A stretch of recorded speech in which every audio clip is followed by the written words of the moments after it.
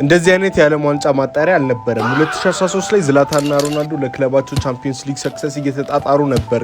ነገር ግን ሀገራቸው ስትፈልጋቸው ማሊያቸውን ደቅ አድርገው እንደ አዲስ ተመራቂ ኬሪ ጆባቸውን ያዙ። ዝላታን ስዊድን ውስጥ ትንሽ ሊያግዝ የሚችለው አርሰን ነበረ። ፖርቹጋል ሹር ፔፔ፣ ኮንትራው፣ ናኒና ሙቲኖ ቢኖሩም ወርልድ ቢተር አልነበራቸውም። ለ2014 ብራዚል የዓለም ዋንጫ ግን አንዳችሁ ናቸው የምትጫወቱት ሲባል እነዚህ ሁለቱ ስኪል ሌቭላቸው ስኬል ያደረጉት ከፍ አደረጉት። በፖርቹጋል ሜዳ ባለቀ ሰዓት ክርስቲያኖ ሮናልዶ 1-0 አድርጎ ወደ ስቶክሆልም ሲመጡ ዝላታን ኢን ሂዝ ዶሜን ምን ያሳየናል ተብሎ እየተጠበቀ ነበር። ይሄ በቃ ኢቺጎ ግሪምጆን ኩዌኮ ሙንዶ ፌስ ሊያደርገው ሲመጣ ነው። በቃ ለሁለቱም ዝግጁ ነበሩ።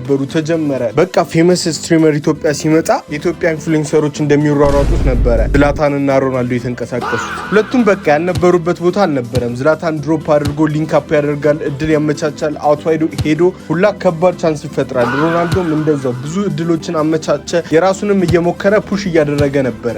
ነገር ግን ቀዝቃዛ ሻወር እንደሚወስድ ሰው ነበር ያደረጋቸው። ገና ፉል ያልገቡበትም። ሰከንድ ሃፍ ላይ ግን አምፓፕ አደረጉ ስኪል ሌቭላቸውን። እናም ጆዋ ሞቲኖች ድንቅ ፓስ ሲያሳልፍለት ለሮናልዶ ኳሱን በጥሩት ፈርስተች ከተከላካይ አርቆ ከዛም አመቻችቶ በግራ እግሩ ሲመታው በረኛው ምንም ቻንስ አልነበረውም።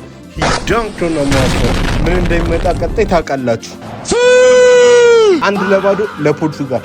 ሮናልዶ መሞከሩን አላቆመም። ነገር ግን የቀድሞ ታዋቂ የአርሴናል አጥቂ ካልስትሮም ቆንጆ ኮርና ሲያሻማ ዝላታን ወደ ክላሶል ታይተን ትራንስፎርም ያደረገ ነው የሚመስለው። ብሮ ራይዝ አደረገ ከተከላካዮቹ በቀላሉ አስቆጠረ። ቴስታ አንዳቻ ስዊድን ጌም ውስጥ አሉ። አሁንም ፎሎ ላይክ ኮመንት ማድረግ አትርሱ እሺ። 4 ደቂቃ በኋላም ይሄን ፍሪ ኪክ ሲያገኙ ዝላታን ሁሉም ሊጠቀልለው ነው ወይስ በላይ ነው የሚያሳልፈው ሲል ዝላታን በመሬት በኃይል መጥቶት አስቆጠረ። ማንደም አልተቻለም። ፖርቹጋል ልብልብ ነበር ያደረጋቸው። ሮናልዶም በቃ ወርልድ ካፕ 2014 ሊያመልጦ ነው ሲባል አሪና ሻያክ ሮናልዶ ሪዮ ዴ ጄኔሮ ከሄደ እጠባል ስትል በቃ ሎኪን አደረገ። ብሮ ትራይድ ኤቭሪቲንግ። ሁጓል ሜዳም አሪፍ ኳስ ሲሰነጥቅለት በጉልበቱ አረጋግቶ አስቆጠረ። አብሶሉት ሲኒማ ብሮ ሁላ ሜዳ ውስጥ ቫውቹ ፓር ኤሶ ሆይ ኖይቴ አለ በፖርቹጊዝ ምን ማለት ነው? ዛሬማ ከ2 ደቂቃም በኋላ ጆዋ ሞቲኖ የሰነጠቀለትን ፓስ በረኛውን ሳብ አድርጎ አጥፎ ቫልዴዝን እንዳስቀየመው ደገመውንም። ሃትሪክ ፎር ሮናልዶ። ፖርቹጋልም ለ2014 የዓለም ዋንጫ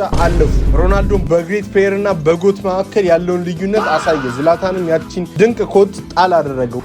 Like I said before, a World Cup without me is not worth watching. Bro really said ወርልድ ካፕ ያለኔ የሚታይ ነገር አይደለም ማለት። ፎሎ ማድረግ አትርሱ። ቻው በሉ።